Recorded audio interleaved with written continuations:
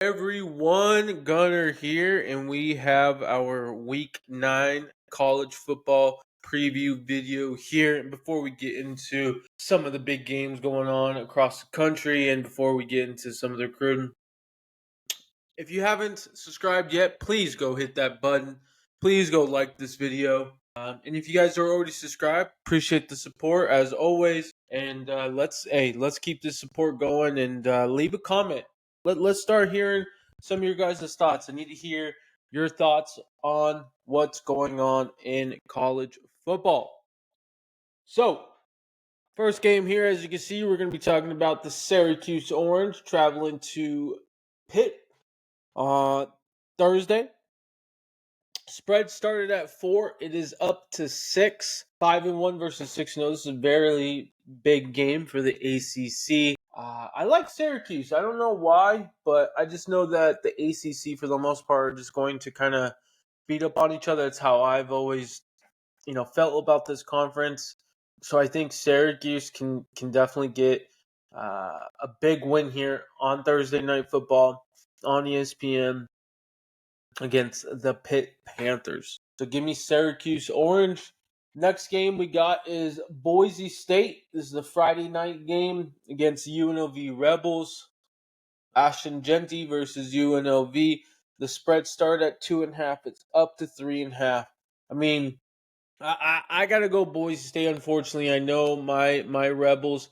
I support them given the fact that I'm from Vegas, but I Genty's just too unstoppable right now. And I just don't think any team can stop him in particular. So I gotta continue to ride this wave, man. So give me Boise State to cover. Next game is another Friday night game, and it's a lost season for the Trojans. We're 3-4, 1-4 in conference, but we are 14-point favorites against Rutgers. They're coming to travel across the country. Late game. I'm gonna go with the Trojans. Obviously, I just don't know what to expect from this game. I don't know what to expect from this team anymore. I mean, I guess I can expect, we're going to be passing the ball. We should be running the ball, so on and so forth. But yeah, hopefully both teams are on a 3-game losing streak. USC is 1-4 their last 5. Rutgers is 2-3 their last 5. So this is, not great. So yeah, we definitely need to get back and get back on the winning ways. So big game for the Trojans, big game for Lincoln Riley. And yeah. All right, guys. So we go into Saturday here, and we have a big game here. Notre Dame fighting Irish 6-1, going to Navy, facing the Navy midshipmen 6-0. Spread started at 13.5. It's down to 13. I'm going to take the 13 points. I do think Notre Dame wins this game, but I think Navy can definitely play some ball control and kind of limit some of the offensive plays for Notre Dame and make this a close game. All right, another big game, and this is where College Game Day will be. Washington traveling to Indiana, 4-3. Washington 7-0. Indiana. The spread started at 6.5. It's been at 6.5. I wonder if this is a byproduct due to the Curtis Roque injury. And it sounds like he had surgery as well. So sounds like the backup will be playing this game. I just think this Indiana team is rolling. Washington's not really great. So yeah, give me Indiana to continue the hot streak. All right, this is a huge game here for the Big 12. BYU 7-0 going over to UCF. 3-4 UCF, mind you. BYU's a 2-point favorite, and I know it's a cross country. Give me BYU. Oh, sorry. UCF is favorites by 2 points. It opened up a BYU favorite, so that's very, very fascinating. You can get plus money if you think BYU wins, and I do think BYU wins. I understand that UCF is on a 4-game losing streak, but I think we're going to continue to see them lose. I mean, that roster, that locker room is people are redshirt and left and right, it seems like, over there. All right. Big one here in the SEC. Mizzou, 6-1 Mizzou versus 5-2 Alabama. Big opportunity for Mizzou to really shut up a lot of people, including me. The spread is down to 13.5. It started at 14. I still like Alabama. I think they have the better talent. They have the better team, better coach. But we'll see if it does transpire, right? But give me Bama. I think Jalen Monroe and Williams and that crew are going to do enough to get it done. Big one in Wisconsin for the Big Ten. Penn State, number 3 ranked Penn State, traveling to Wisconsin, who are 5-2. They are rolling since their loss against USC. They are on a 3-game winning streak. Penn State's coming off a bye after their big win against USC. Spread started at 6.5. It has stayed there. I think this is a good number. This is definitely going to be a one possession game. Very interested to see how Penn State looks against this offensive line. Wisconsin's offensive line has looked really, really good these last 3 to 4 weeks. So that's going to be key, right? Continue that running game, and yeah.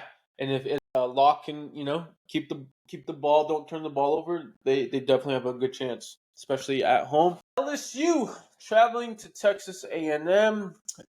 Night game as well. The spread is at 2.5. It started at 2.5 towards A&M, which is, I think, a little surprising, to be honest. I know LSU's definitely banged up. Texas or LSU hasn't, according to the stats, hasn't given up a sack yet. I think that continues with Texas A&M, and technically give me the upset in terms of the odds and whatnot. So yeah, give me LSU to continue their winning streak since their opening loss. All right, next game. We have 2 more, including this one, guys. So again, hope you guys have been enjoying today's preview. Some of the big games I've kind of locked down, in my opinion, and this is one of them. Kansas at Kansas State, big rivalry game. 2-5 Kansas going to 6-1 Kansas State. The spread is at 10. It has not moved, which is interesting to me. I like this Kansas State team, man. Kansas is definitely they finally got off the slide with losing. They won their last game against Houston. It is Houston, but a win's a win. So I think this is going to be, you never know with rivalry games, as always, but give me Kansas State to win this game and continue their run in the Big 12. And then lastly, guys, an ACC matchup. It's going to be on ACC Network. SMU Mustangs 6-1 traveling to Duke, who are also 6-1. The spread is at 11.5. It has stayed there since opening. I'm very, very fascinated about this SMU team, man. Since they made the change at quarterback to Jennings, this offense has definitely looked better, more explosive. But I think people are not kind of realizing, Duke's offense. Duke's got some guys. They got Murphy, 14 touchdowns, 5 interceptions. So this definitely can be a shootout. Give me SMU, but I don't know if they cover. I don't feel comfortable saying that right now, so I would take the 11.5 points if I'm a betting man. So guys, that's week 9. Big games across each of the Power 4 conferences out here. Tightly contested games within 1 to 2 possessions, and I'm very excited to watch all of them. All right, guys, we're going into some recruiting here.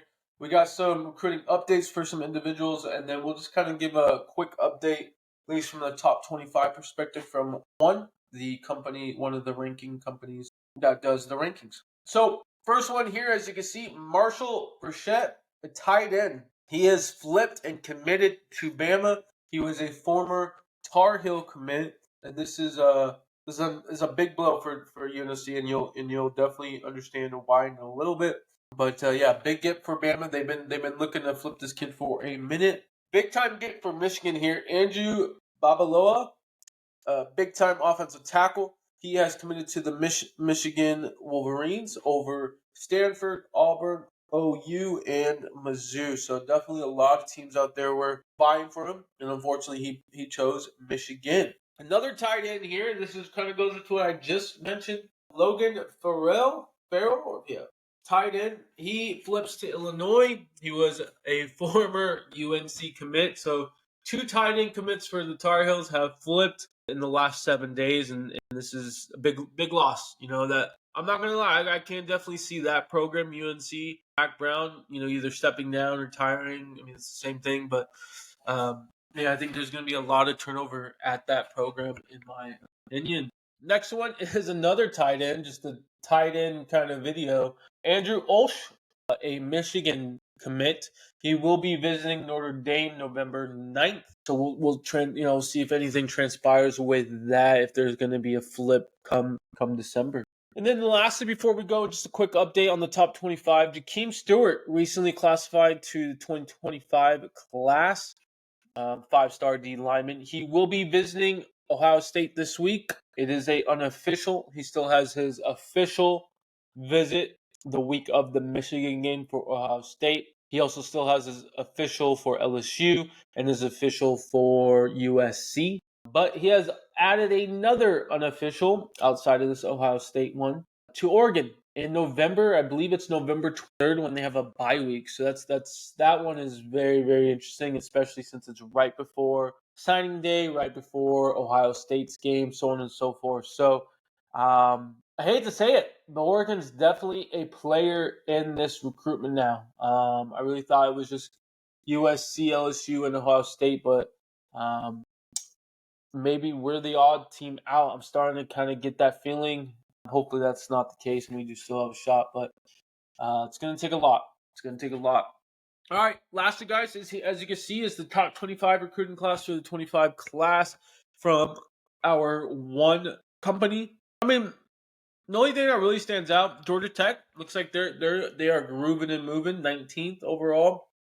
Shout out to Kentucky. I don't think I've seen them a lot in here. You could definitely say, SEC bias, whatever the case may be. Wisconsin's got a good class. Washington is a surprise a little bit to me. But really the top 10 is or really the top 15 is not big, surprise. Maybe some of the orders, but I mean, there's a lot to transpire still, guys. So that will conclude week 9. I hope you guys have enjoyed today's video. And guys, let me know in the comment section which game you're excited about. Let me know about the pitiful Trojans. Let me know about your team if you have a different team. But guys, enjoy your weekend of college football, and we'll talk next week. Peace.